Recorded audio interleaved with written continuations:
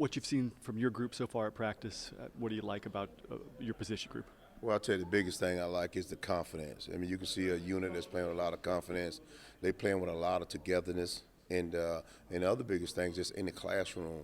Man, the communication is unbelievable.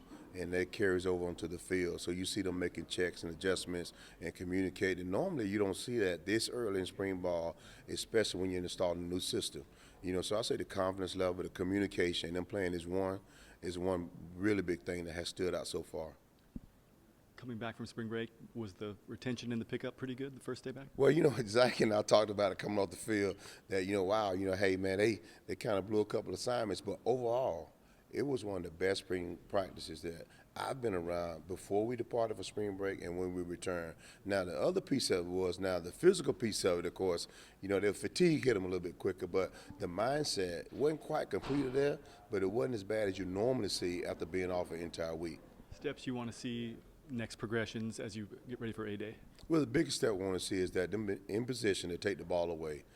When the ball's thrown in their direction, it's not intended for them. We have to increase our ball production. Want to see them be conscious about the ball and getting their hands on the ball, particularly in the run game. And just want to see them play faster.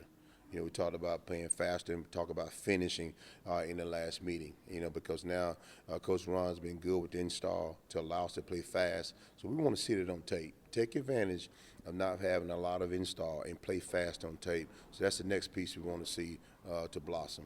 And lastly, I know you've been in Auburn before, but first time in this facility, just your assessment of the offices, the practice facility, and how it can benefit Auburn football. Well, I'll tell you what, I have to pinch myself like, man, am I in a football facility, man? But this is top shelf.